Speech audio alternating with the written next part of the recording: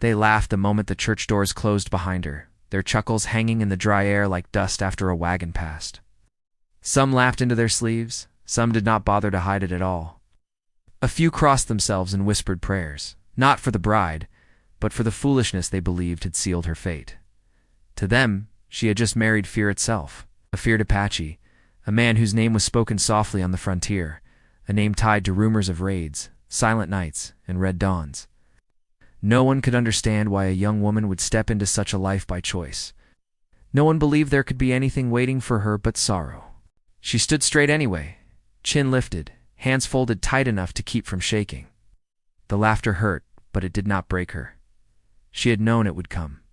In a town built of wooden walls and hard opinions, news traveled faster than the river in spring. People judged before they listened, and once they decided who you were, they rarely let go. To them, she was the girl who had crossed a line no decent woman should cross. To her, she was someone who had made a promise and meant to keep it. The old church creaked as the last guest left. Outside, horses shifted and stamped, sensing the unease of their riders. The frontier sun hung low, painting the land in gold and shadow. Beyond the town, the plains stretched wide and quiet, broken only by distant hills and the suggestion of mountains far away. This land had no mercy for weakness, and it respected truth above all else. That was something the people here often forgot. He waited for her near the edge of town, away from the stairs. He did not wear the look of a monster, though many swore he was one. His face was calm, weathered by wind and sun, eyes dark and watchful. He carried himself with the stillness of someone who had learned long ago that noise could be dangerous. The townsfolk had their stories about him, stories sharpened by fear and passed along like warnings. They said he had blood on his hands, that he had taken lives without regret. They never spoke of what had been taken from him first.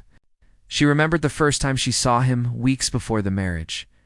It had been at the trading post, a place where grudges were swallowed for the sake of survival. He had stood apart, exchanging goods with few words, his presence heavy but controlled. She had felt it then, a strange pull, not of danger, but of something unfinished. Their eyes had met for a brief moment, and in that glance she had seen not cruelty, but a careful sadness, as if he carried a weight no one else bothered to notice. The town had warned her after that. They told her to stay away, to remember who she was and where she belonged. They spoke of old wars between settlers and the Apache, burned ranches and stolen cattle, of nights when mothers held their children and prayed for morning.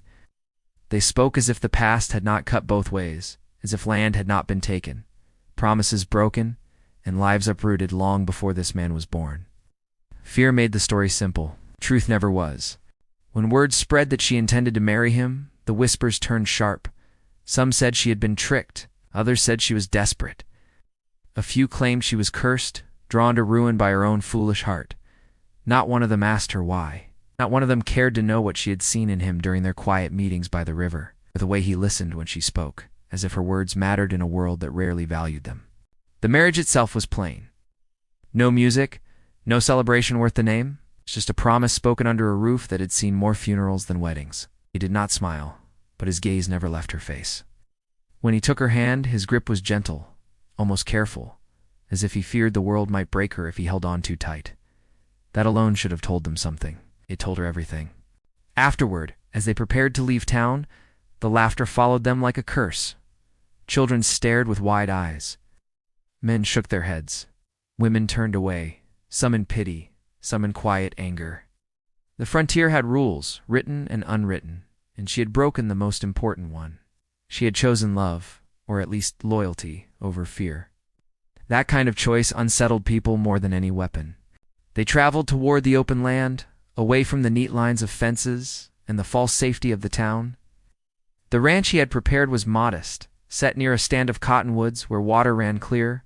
It was not the place of a savage as the town imagined, but the home of a man who understood the land and treated it with respect. Still, the silence there felt different. It carried questions, carried secrets. At night she lay awake, listening to the wind, to the distant call of an owl, to his steady breathing beside her. He slept lightly, always aware, as if danger might rise from the dark itself. Sometimes she caught him sitting outside before dawn, staring toward the horizon. When she asked what he was watching for, he only said that the land remembered things people tried to forget. She sensed it then, the secret he carried. It was not another woman, nor some hidden crime whispered about in town. It was something deeper, something tied to who he was and what he had survived. There were moments when his eyes softened at the sight of her hands working, or when he flinched at a sound that reminded him of another time. Once she saw scars beneath his shirt, old and pale, marks of battles never spoken of. When she reached out to touch them, he gently stopped her, not in anger but in fear, as if opening that door might cost them both. The frontier tested them quickly.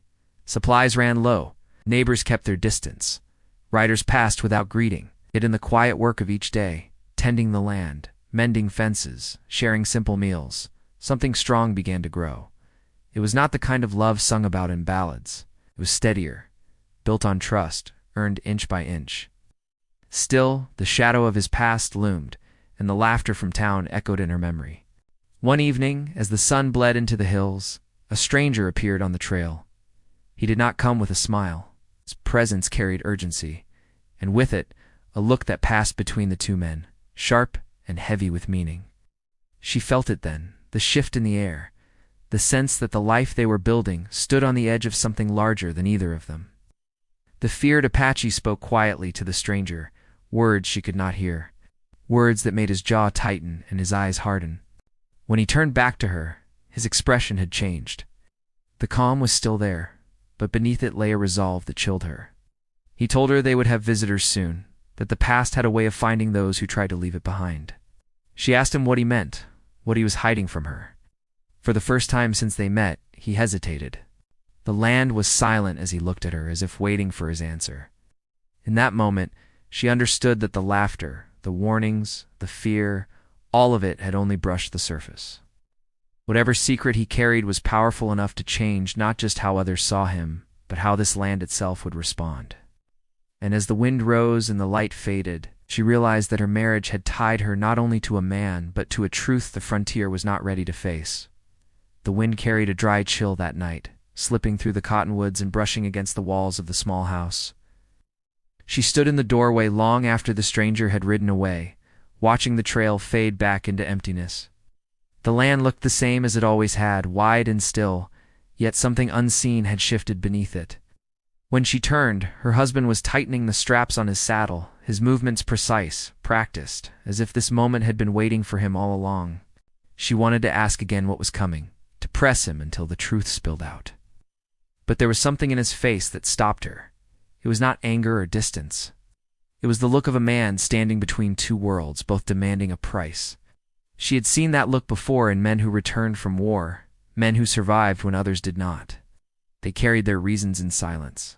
He told her stories that night, not about himself, but about the land, about how the plains remembered every footstep, every broken promise. He spoke of old treaties written on paper that blew away like leaves, and of handshakes meant to last a lifetime that were forgotten by the next season. He spoke carefully, choosing words like tools, using them only when needed.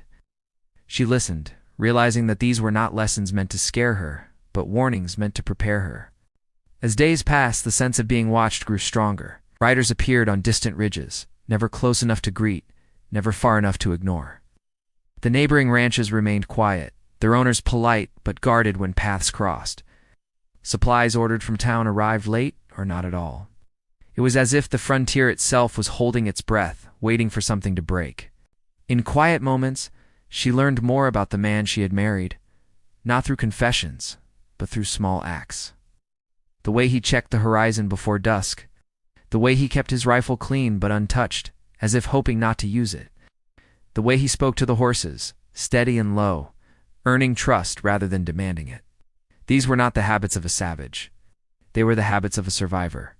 At night, when the fire burned low, she sometimes caught him staring at his hands, flexing his fingers as if remembering something they had done long ago. Once, she reached for him, and he flinched before settling into her touch. That moment told her more than words ever could. Whatever his past held, it was not something he could leave behind simply by crossing a line on a map. She began to hear stories from passing traders, careful words shared over coffee and caution. They spoke of tension along the frontier, of soldiers moving through the territory, of Apache bands forced from land they had known for generations. They spoke of leaders who wanted peace and others who believed only force would be heard. Each story felt like another thread pulling tighter around their quiet life.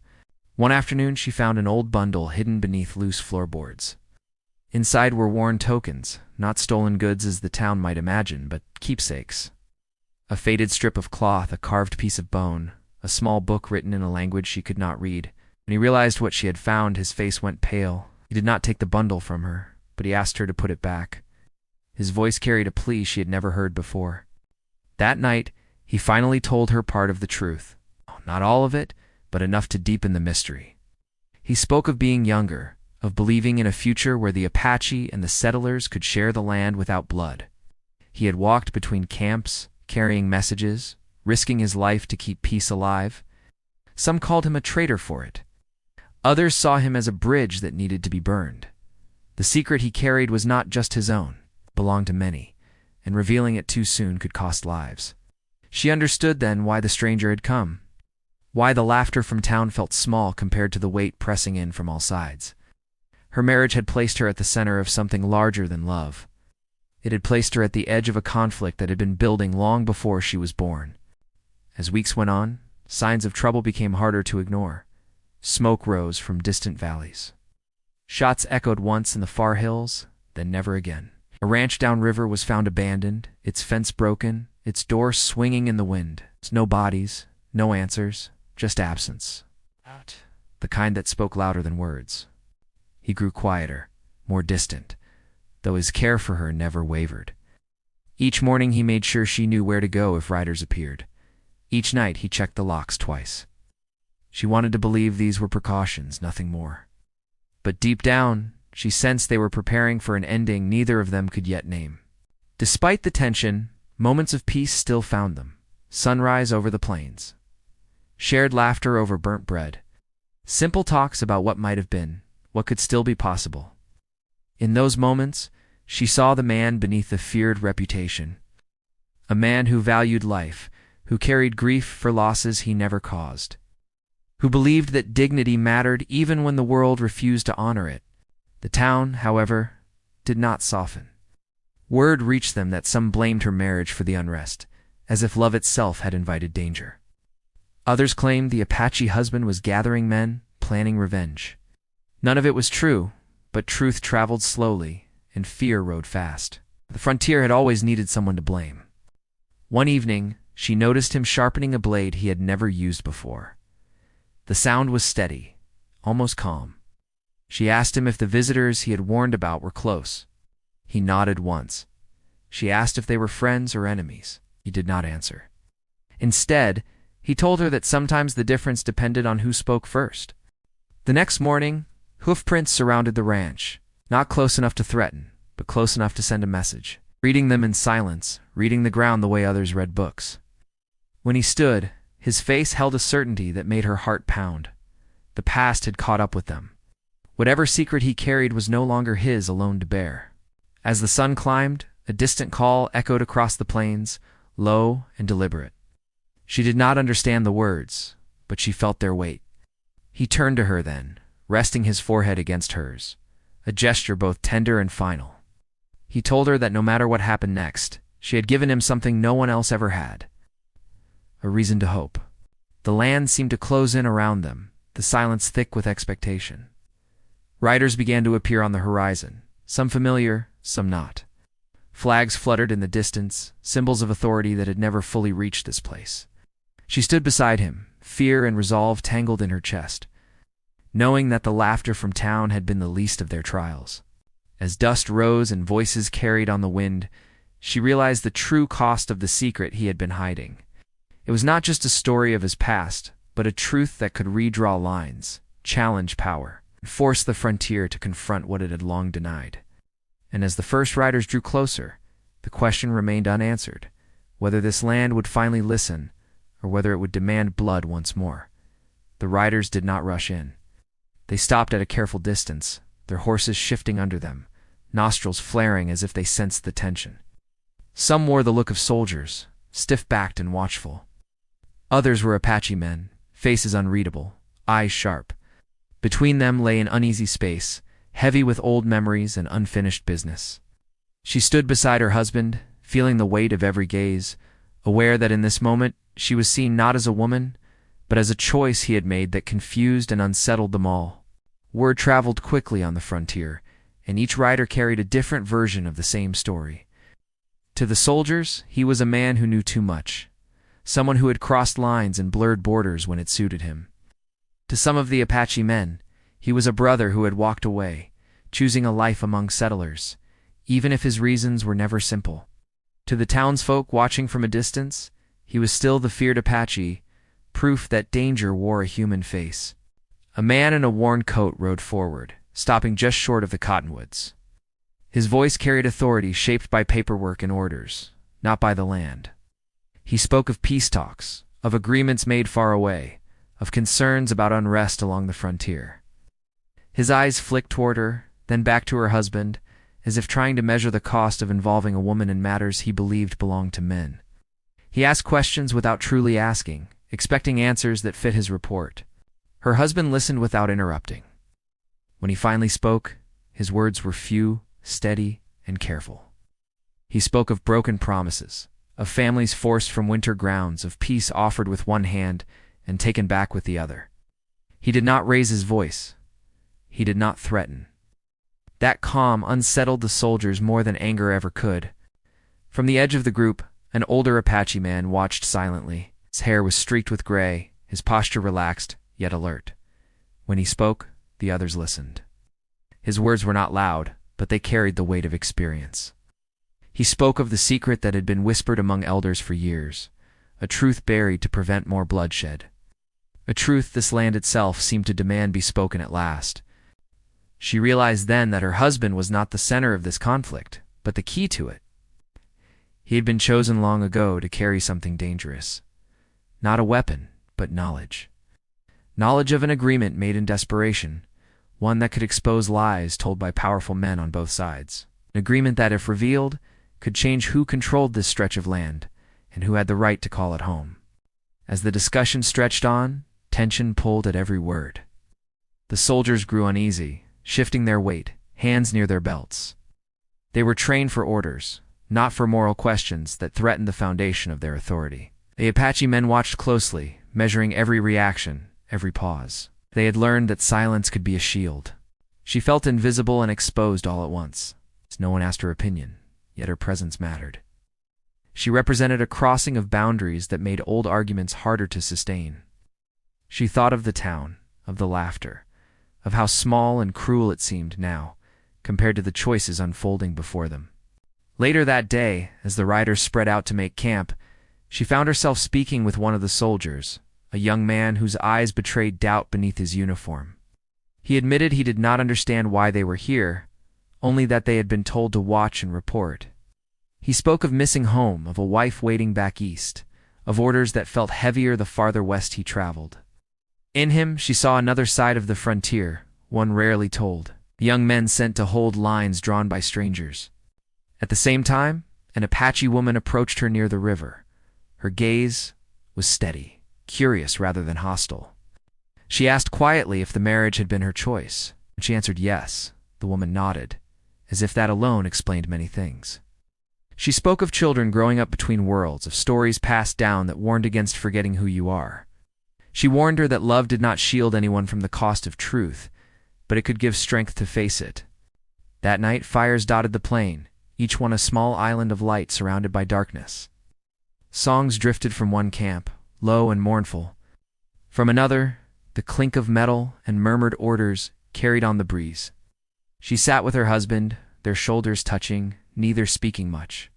The secret pressed close now, no longer hidden, yet still not fully revealed. It was like a storm gathering just beyond sight. He told her then about the final piece he had never shared. Years ago, during a harsh winter, he had helped broker a truce to save a group of settlers trapped without supplies. In return, land had been promised, safe passage assured. The settlers survived, the promise did not. The land was taken back, claimed by officials who denied the agreement ever existed. Proof of that promise, written and signed, was believed destroyed. But he had kept it, hidden away, knowing that revealing it too soon would bring death before justice. That document was the secret that changed everything. It threatened powerful interests, men who built their authority on forgetting inconvenient truths. It also threatened fragile peace, as some Apache leaders feared that exposing old lies would only invite retaliation. Carrying it had made him a target, a man watched by both sides, trusted by none. As dawn approached, tension tightened. Scouts reported movement beyond the hills. More riders, their purpose unclear. The soldiers spoke in hushed tones, debating whether to send word back east. The Apache elders argued quietly among themselves, weighing honor against survival. Every choice seemed to lead toward loss. She walked alone to the edge of the river, listening to water move over stones. She thought about the life she had chosen, about how quickly it had grown larger than her own hopes. Fear crept in, but so did resolve. She knew that whatever came next, silence would only make her complicit in the lies that had shaped this land. When she returned, her husband was speaking with both groups at once, an impossible task. His voice remained calm, but his eyes held urgency. He was asking them to wait, to listen, to consider a future not built on erasure. Some listened, others looked away. As the sun rose, casting long shadows across the camp, the fragile balance began to strain. A single misunderstanding, a single act of fear, could unravel everything. She took his hand, grounding him, reminding him he was not alone. Around them, the frontier seemed to lean in, as if the land itself was listening, waiting to see whether its people would finally choose truth over fear or repeat the cycle that had scarred it for generations. The hours that followed felt stretched thin, like a rope pulled too tight. Every sound carried farther than it should. A cough from the soldiers' camp, a horse snorting in the distance, the steady rush of the river, each one seemed loud enough to shatter the fragile calm, holding everyone in place. No one slept much. Even the land seemed restless, the wind shifting direction as if unsure where it belonged. By mid-morning, more riders appeared along the far ridge. Their numbers were not large, but enough to change the mood. The soldiers straightened, forming loose lines that suggested order without fully committing to it. Apache scouts returned quietly, sharing words too low for her to hear. Faces tightened, eyes narrowed. The secret her husband carried now pressed on everyone present, shaping every decision without being spoken aloud. She watched him move between small groups, speaking in low tones, listening more than he talked. To the soldiers, he reminded them that orders could not erase history. To the Apache men, he urged patience, warning that a rushed choice could undo years of quiet endurance. Each conversation drained him, yet he did not stop. She saw the toll it took, the way his shoulders stiffened as the day wore on.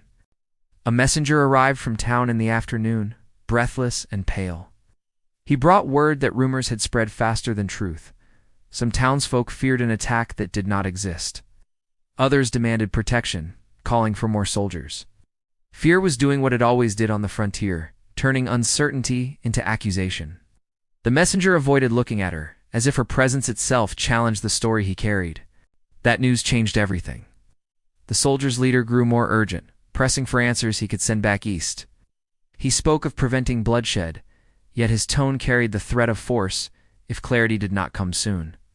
The Apache elders listened, their faces carved with lines of memory. They had heard such promises before, always followed by loss. As the sun dipped lower, she felt the pull of two worlds stronger than ever. She thought of the town she came from, of the laughter that once followed her steps. She thought of the life she had built here, fragile but real. She understood now that this conflict was not only about land or treaties, it was about whose story would be believed and whose would be buried.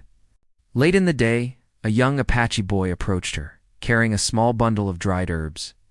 He offered them without a word, then ran back to his family. The simple act tightened her throat. It was a gesture of trust, of hope, placed quietly in her hands. She tucked the bundle away, feeling its weight as a promise she did not yet know how to keep. Tension sharpened as night approached. Fires were kept low. Conversations grew shorter. Scouts reported movement again, closer this time. Not an army, but enough to make everyone uneasy. Some of the soldiers argued for sending riders immediately to call for reinforcements. Others hesitated, sensing that more men might only worsen what was already on edge. Her husband finally gathered a small circle, soldiers and Apache elders together. His voice was calm, but it carried a gravity that stilled them. He said the secret could not remain hidden much longer. Waiting invited suspicion. Rushing invited disaster. He asked for one more night. One more chance to let reason reach those who still listened. Not all agreed. A few Apache men worried that dawn would bring violence no matter what. A soldier warned that delay could be seen as defiance. The circle broke without resolution, leaving behind a heavier silence than before. That night, she sat with her husband outside their small house, the stars sharp above them. She asked him if he regretted keeping the document hidden for so long. He did not answer right away. When he did, his voice was quiet. He said regret was a luxury the frontier rarely allowed. He had chosen what he believed would save the most lives, even if it cost him everything else. She asked him what would happen if the truth came out. He looked toward the dark hills, his expression unreadable. He said some men would lose power, others would lose face. Some would finally have proof that their suffering had been real, not imagined. And there would be those who would fight rather than accept it. Before dawn, distant thunder rolled across the plains, though no storm appeared. Horses grew restless.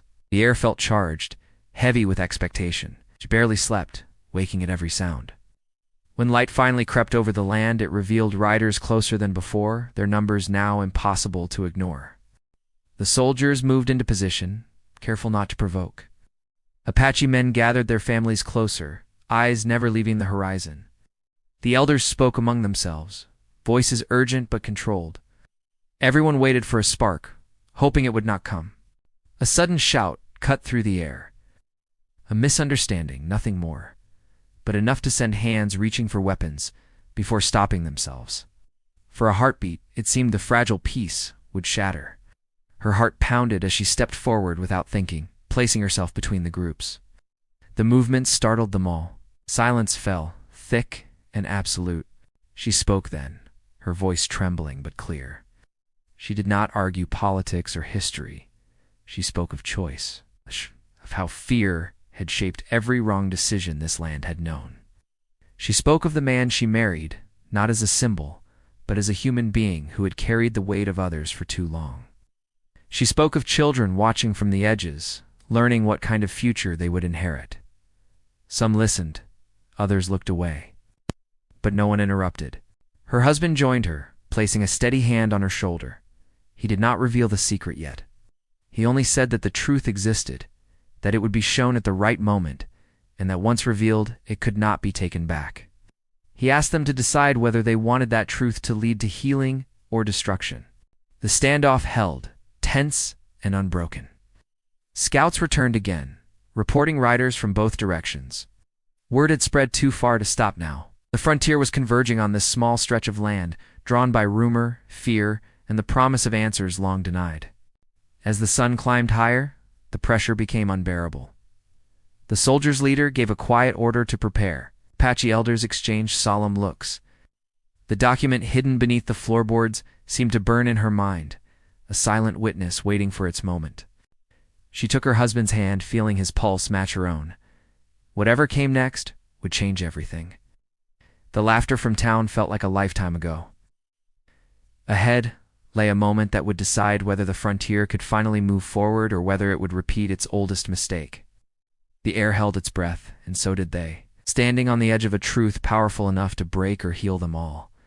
The moment stretched until it felt unreal, like time itself had paused to watch what choice these people would make. The riders on the horizon slowed, sensing the tension ahead. The soldiers stood ready, but uncertain. The Apache elders remained still, their faces calm in a way that spoke of long memory and hard lessons. The land waited, patient as it had always been. Her husband finally nodded, a quiet signal to himself more than anyone else. He walked back toward their small house, every step measured. No one stopped him. She followed, her heart pounding, knowing what he was about to do. When he returned, he carried the worn bundle she had once found beneath the floorboards, held it high, not as a threat but as an offering. He spoke clearly so all could hear. He explained what the document was, where it came from, and why it had been hidden. He told them about the winter when lives were saved by a promise made in good faith. He told them how that promise was later denied by men who never stood on this land, men who never buried their children here or bled into this soil. He did not accuse with anger. He simply told the truth. The soldiers' leader asked to see it. His voice lacked the confidence it once held. The paper passed from hand to hand, its age undeniable, the signatures clear. Murmurs spread through the camp. Some soldiers looked stunned, others looked relieved, as if a burden they had carried without knowing it was finally named. The Apache elders studied the document in silence. When they finished, the oldest among them spoke.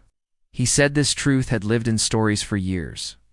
Whispered so, it would not be lost. Now, it stood in the open, unable to be dismissed as rumor. Said the land remembered, and now the people must remember too. Tension did not disappear all at once. It shifted, changed shape. There were still men who feared what this truth would cost them. There were still voices that argued it was too late to change the past. But something important had broken through. Denial no longer held the ground it once did. The soldiers' leader made a decision that surprised many. He ordered his men to stand down, not retreat, but wait.